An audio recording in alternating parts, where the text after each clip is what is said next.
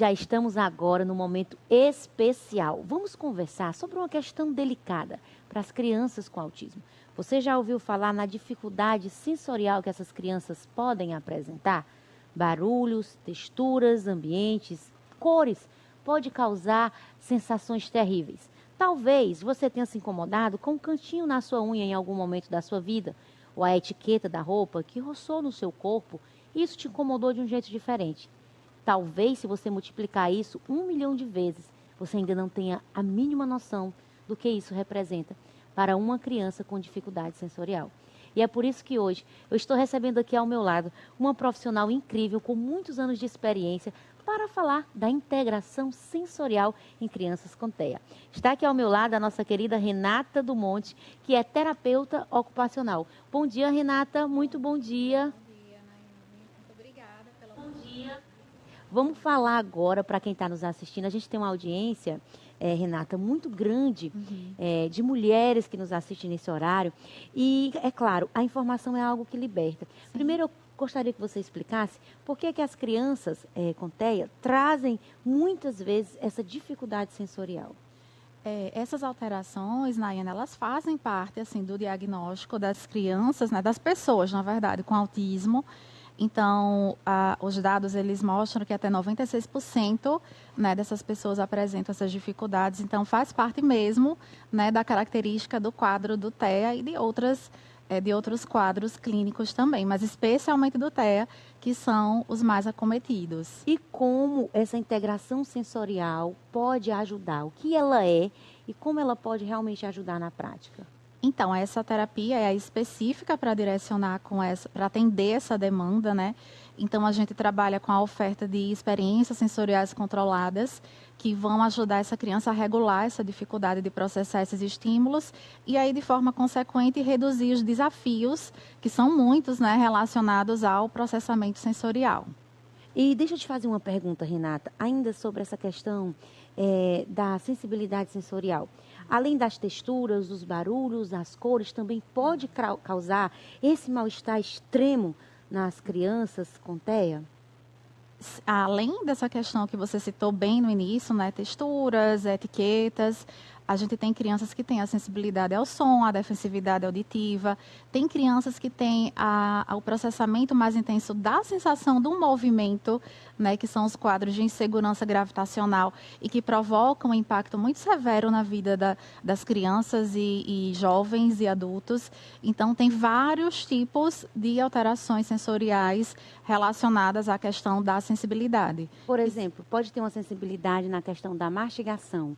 O barulho da mastigação, isso pode levar a criança a não querer comer? Exatamente. Então, assim, geralmente esses casos é a questão da própria sensibilidade auditiva e quando ela vai morder o alimento, né, se for um barulho um pouco mais assim crocante, mais intenso, isso pode gerar um desconforto e até um impacto mesmo na questão alimentar. Para a gente entender a dimensão da necessidade dessa integração sensorial. Imagine você uma criança com uma limitação como essa, ela deixar de se alimentar, deixar de comer porque ela não consegue lidar com a sensibilidade daquele alimento. A gente sabe que as terapias que envolvem o tratamento da TEA, a psicóloga, muitas vezes um fisioterapeuta, e o terapeuta ocupacional, ele ajuda a integrar todas essas outras áreas, não é isso? Exatamente. Inclusive, Nayane, muito importante porque é importante que todas as pessoas compreendam, né, todos os profissionais que trabalham com crianças com autismo, né? Então, eu trabalho também com cursos, né, de formação para esses outros profissionais, para que eles possam compreender e poderem agregar até algumas estratégias para que os atendimentos eles sejam mais assertivos, né? Não só os familiares, mas os profissionais que acompanham esses pacientes também.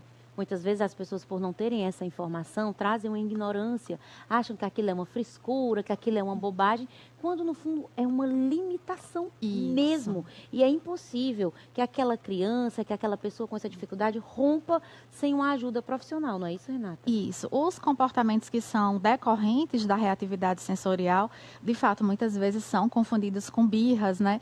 Mas, na verdade, a criança, ela processa de forma muito intensa os estímulos, né? Como você falou, a questão alimentar, alimentar, roupa, etiqueta, né? Então, ambientes com muitos estímulos, e ela, de fato, não consegue controlar, né? Então, para quem olha de fora, pensa que é um comportamento disfuncional, né? Uma birra, uma dificuldade de comportamento, criança, coloca no repreende, isso, mas, na verdade, é uma dificuldade intensa ali que ela tem em relação ao processamento desses estímulos, e ela responde de forma intensa, exagerada, exacerbada, né? E aí precisa realmente compreender para acolher e atender da forma correta essas demandas. Já quero envolver a Ellen nessa conversa e compartilhar uma experiência. Eu tive um diagnóstico de transtorno de hiperatividade, TDAH e déficit de atenção. E durante esse diagnóstico eu percebi que eu tinha esse problema no sensorial. Em que sentido? Barulhos. Barulhos de coisas caindo. E eu faço uma prática de um esporte, que é o CrossFit, e lá todo mundo levanta aquele peso e o movimento é bem intenso e você tem que soltar a barra. Então, eu morria segurando a barra e o professor solta, eu não consigo soltar porque eu não quero ouvir. De mim não pode sair aquele som sendo feito. Então, uma rigidez muito grande nesse aspecto. E isso me gerava sofrimento. Então, demorou muito para eu conseguir romper com isso. Ellen, você que tem o Hélio, que é seu irmão, que tem autismo, como foi para você a convivência? Você percebe que seu irmão traz essa sensibilidade sensorial? Percebo sim, doutora, muito obrigada por estar aqui conosco. Eu que agradeço. Eu tenho um irmão autista, ele vai fazer 35 já, meu Deus. E o Hélio foi diagnosticado aos 24, já falei isso aqui algumas vezes. Mas sempre soubemos que ele era atípico, né? Tinha alguma coisa ali diferente das crianças típicas. E aí, uma coisa que é muito determinante, assim, que a gente convive com isso, né, diariamente, é a luz. O Hélio, tipo assim, das 5 da tarde ou 6 da tarde, 6 horas da noite, lá em Fortaleza anoitece mais rápido, mais cedo, né? Então fica escuro mais cedo.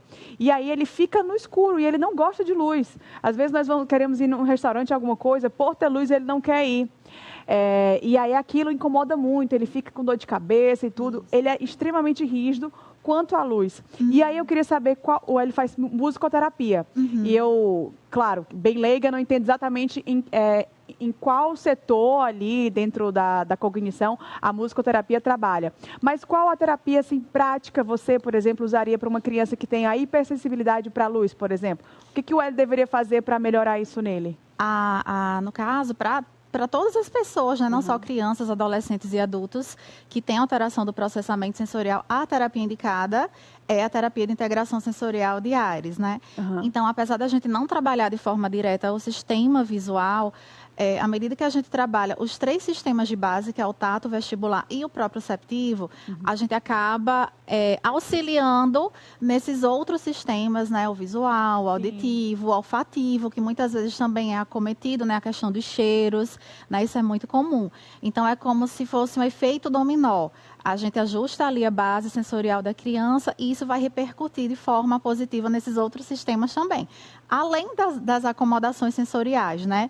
Então, assim, às vezes a gente consegue amenizar um sofrimento com a utilização durante o dia, né? Claro, de um óculos escuro, ou então a própria pessoa entender as suas dificuldades e evitar determinados ambientes que realmente provocam sofrimento muito grande. E a gente evita, ele não vai e tudo, mas a gente se preocupa dele ficar ali meio que numa situação de tanto escuro que, tipo, não é nem confortável ver uma pessoa ali no escuro por muito tempo, mas ele se sente confortável. A gente fica preocupado. Hélio, coloca pelo menos uma penumbra para você... E ele fica meio que acordado no escuro. Aí eu, amor, bota uma luzinha ali no abajur, né? Na verdade, é um incômodo nosso. E ele está super bem no escuro. E quem está de fora, às vezes, não consegue entender, né? É verdade. Desse formato. Mas são detalhes, são sutilezas que às vezes para a gente não faz tanto sentido, né? Mas para quem vive e sente, de fato, provoca um sofrimento mesmo muito grande, né? Impacta. Você morar dentro do seu corpo durante toda a sua vida com questões tão delicadas, isso atrapalha a qualidade de vida. Mas você me falou sobre a questão do estímulo controlado, supervisionado. Como é que isso acontece?